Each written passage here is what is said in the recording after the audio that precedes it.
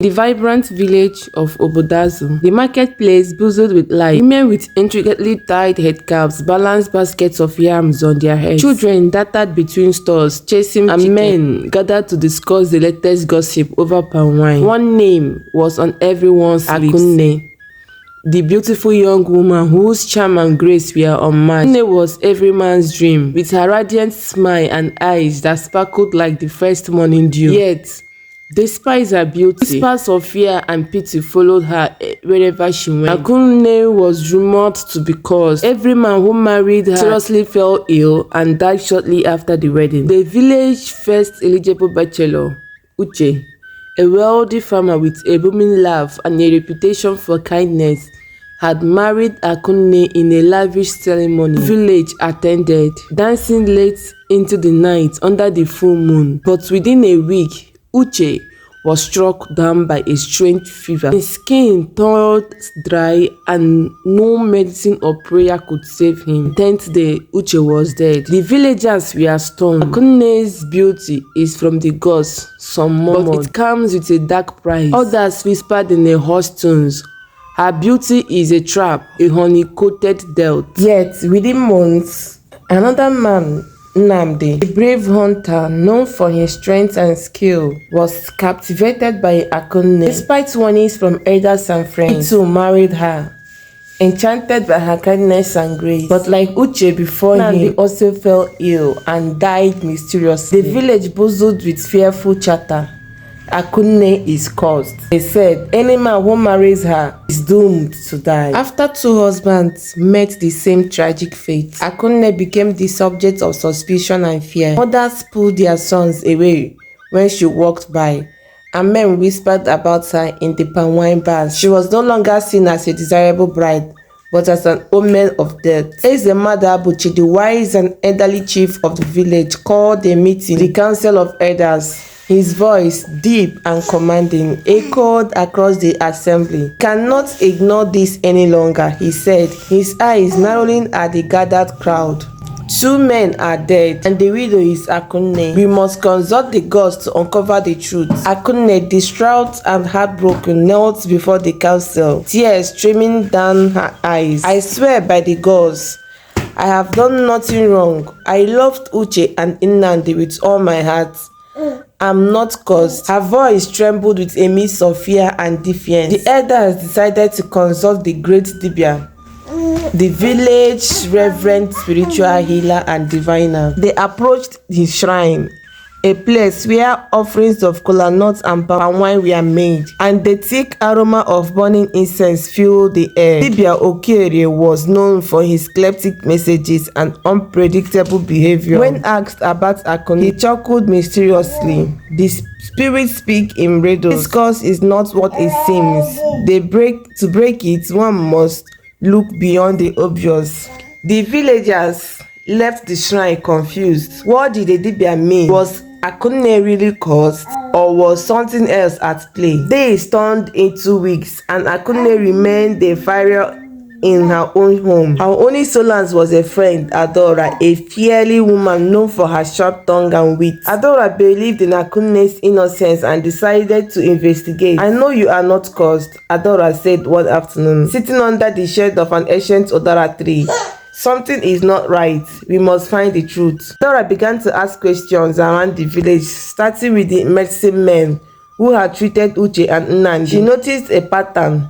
Both men had died, falling ill shortly after eating a particular dish during the wedding feast. Suspicion grew when she found out that Akunne's stepmom, Mama Nkiru, had insisted on preparing the special yam porridge for both weddings. Mama Nkiru, a woman with a perpetual scowl and a sharp tongue, had never liked Akunne. She was jealous of Akunne's beauty and the attention she received. She had married Akunne's father, Obeefi Odi, when Akunne was just a child, and since then had made life difficult for her. Adora, with a glint of mischief in her eyes, decided to pay Mama Nkiru a visit. "Nkiru," she began, feigning innocence, "I hear you make the best yam porridge in the whole village. I would love to learn your secret." Mama Nkiru flattered but wore a smile tightly. "It is all in the herbs, my dear. A special blend handed down from my ancestors." Adora's sharp eyes noticed a small veil stuck away in Mama Nkiru's cooking area. "What's in that veil?" she asked casually, her heart pounding. Mama Nkiru's face darkened. "Just some spices," she replied shortly. But Adora knew better. Adora shared her suspicion with Akunne, who was horrified. "My own stepmom, but why would she do such a thing?" "She's always been jealous of you," Adora replied. "She wants to ruin your life and make sure no one else wants." Determined to expose Mama Nkiru, Adora and Akunne devised a plan. They decided to catch her red-handed by staging a fake wedding between Akunne and a willing participant, Obinna, Adora's cousin, a playful man with a knack for drama and a love for adventure.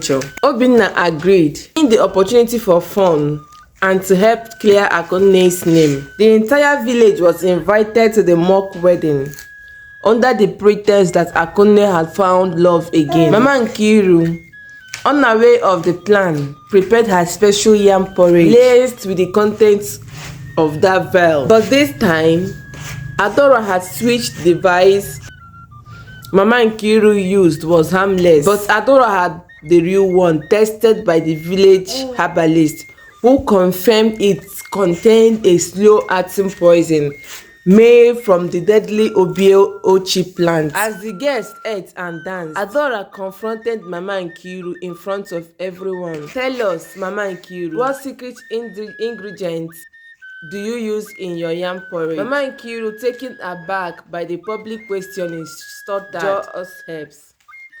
Adora then reviewed the vial. "Herbs or poison?" The crowd gasped. "This is what killed Uche and Nnamdi. You poisoned them." The villagers erupted in shock and anger. Mama Nkiru, realizing her plan had been exposed, tried to flee. The villagers quickly surrounded her. Dragged before the village elders, Nkiru confessed her crimes, her face twisted with hatred and fear. "Yes, I couldn't stand to see Akunne so happy, adored, while I faded in the background. I wanted her to suffer as I have suffered." The elders, outraged by her betrayal, agreed that Mama Nkiru would be banished from the village forever. "Have brought shame upon your family and yourself," the Mother Buchi declared. "You will leave this village tonight and never return." As Mama Nkiru was led away, felt a weight lift from her shoulders. She was finally free of the cause that had plagued her life. The villagers, now aware of the truth, rallied around her, offering apologies and support. Obinna, ever the joker, proposed a real marriage this time, with a white 10 times the charm.